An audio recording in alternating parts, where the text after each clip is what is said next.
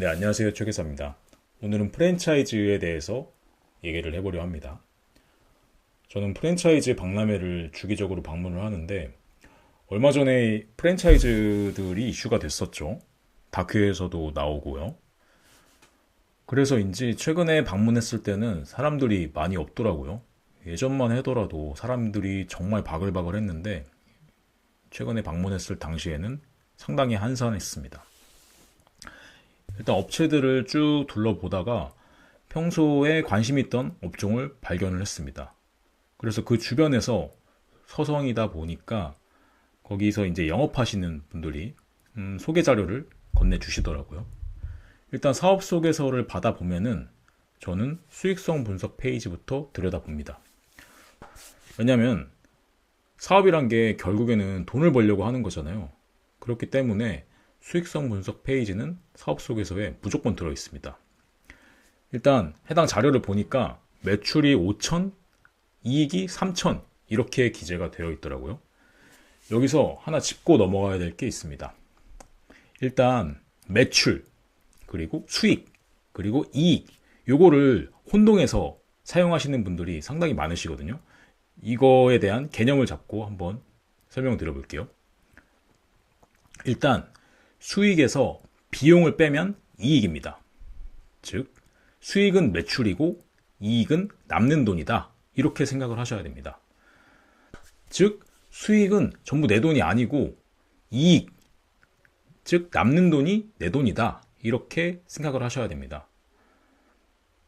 그래서 드리고 싶은 말씀은 수익과 이익을 혼동해서 사용하면 안 된다.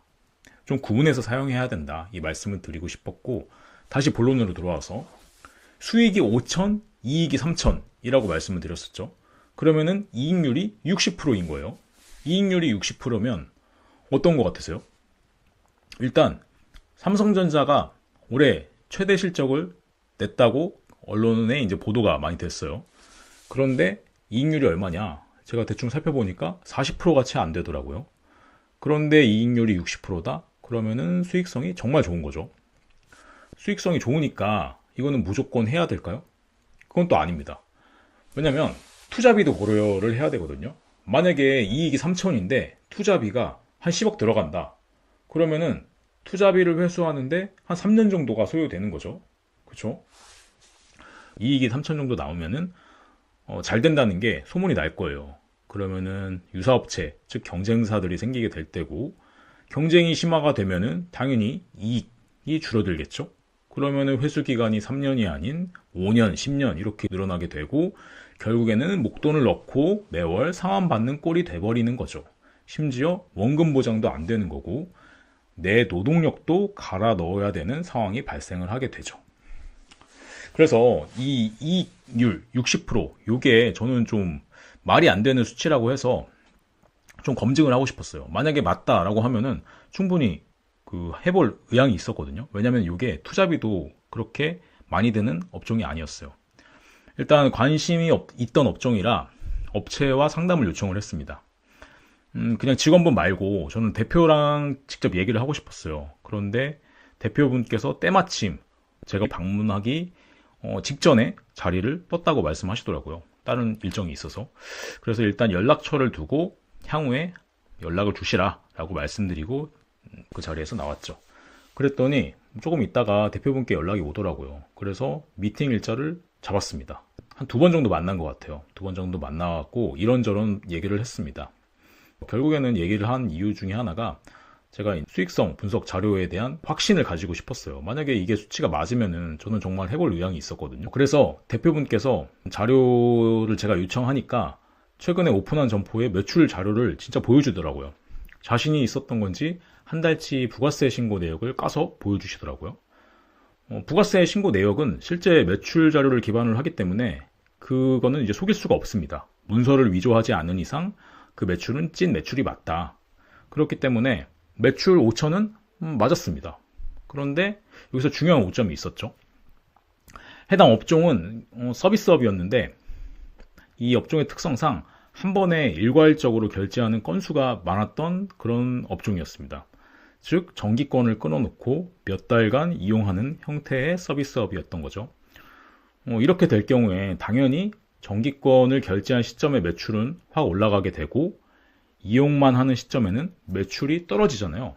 따라서 대표가 제시한 특정 월의 매출은 그 5천이라는 수치가 맞을 수 있으나 그 한 달치 매출로만 봐서는 그게 실제 평균 매출인지는 알 수가 없었던 거죠. 그래서 저는 1년치 자료를 좀 요청을 하고 싶었고 그 자료를 보여주십사 라고 말씀드리고 싶었지만 차마 그럴 수는 없었어요. 왜냐면 제가 뭐 그 업체를 뭐 감사 나간 것도 아니고 증빙 자료를 주세요 이렇게 할 수 있는 권한도 없는 거잖아요.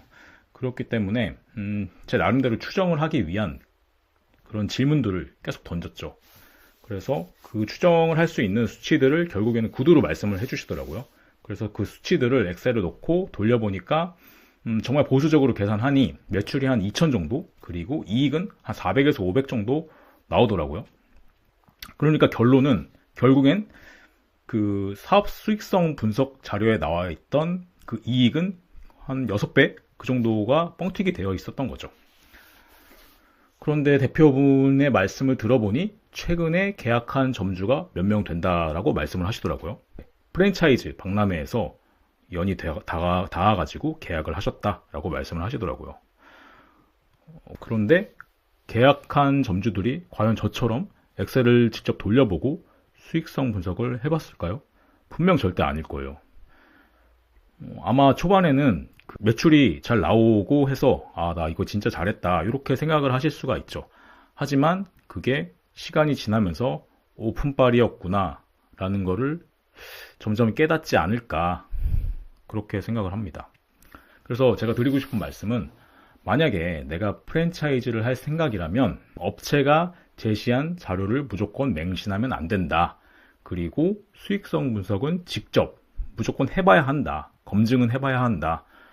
이 말씀을 드리고 싶어서 영상을 찍게 됐습니다. 나중에 기회가 되면 수익성 분석하는 방법도 다뤄보도록 하겠습니다. 그러면 오늘은 여기까지 하고 다음에 더 좋은 영상으로 찾아뵙겠습니다. 시청해주셔서 감사합니다.